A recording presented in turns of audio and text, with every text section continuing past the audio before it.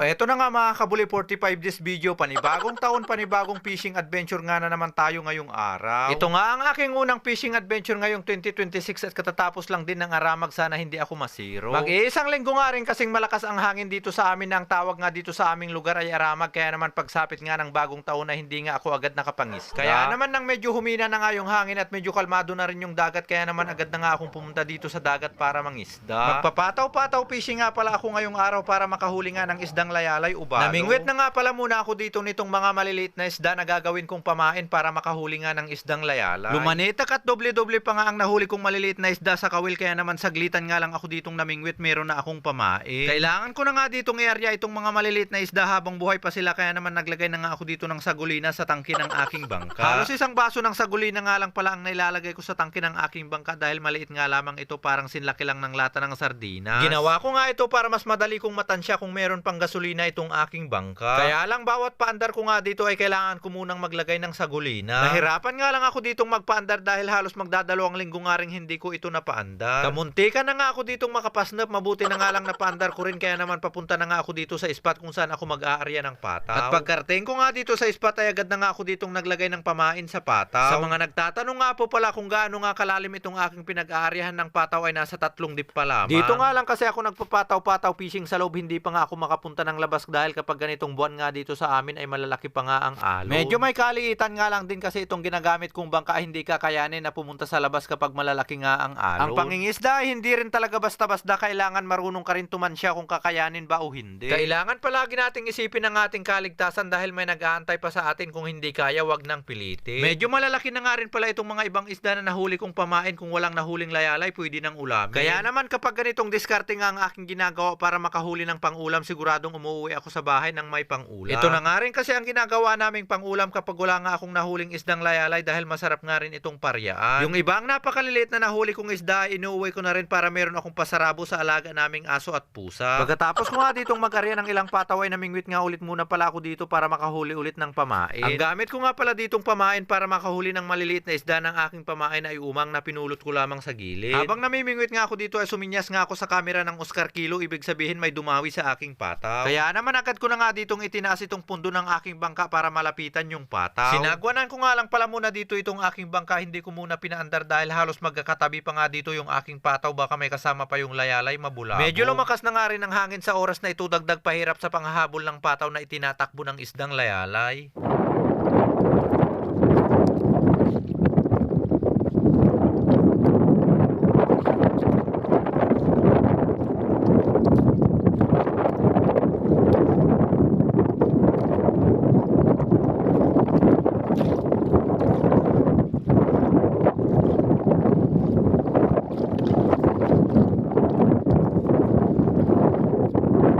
Dito nga sa unang pagkarya ko ng pataw mga kabulay, nakahuli nga ako dito ng isang pirasong layalay. Marami pa nga ditong dumadawi sa aking mga pataw-pataw na buong akala ko nga ay mga layalay, pero ito pala ay mga pusit. Sa pangalawang pag-arya ko nga dito ng pataw mga kabulay, wala nga akong nahuling layalay dahil ang karamihan nga sa aking pataw ay dinadawi ng mga pusit na ang tawag sa ibang lugar ay nukos. Pangatlong arya natin ng pataw natin to.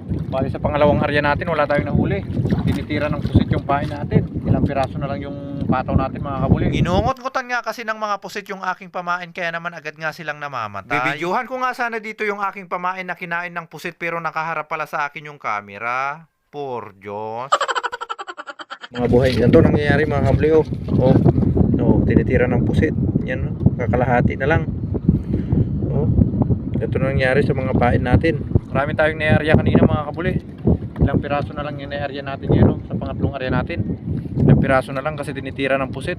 Pag wala pang huli to, pangatlong area natin, uwi na tayo. Bali may nahuli na tayo isang piraso. At dito nga sa pangatlong pag-arya ko ng pataw mga kabuli, dahil ilang piraso na nga lang din ang naka-arya, kaya naman wala na nga ako ditong napadawi. Hindi na nga rin ako nalugi sa araw na ito dahil halos kaskas di lamang, dahil may nahuli nga rin ako ditong isang layalay. Gusto ko nga lang ulit magpasalamat sa inyo mga kabuli dahil sinubaybayan nyo na naman itong aking fishing adventure hanggang dito sa dulo. At sana naman kung nagustuhan nyo nga itong aking video, please like and share. Salamat po.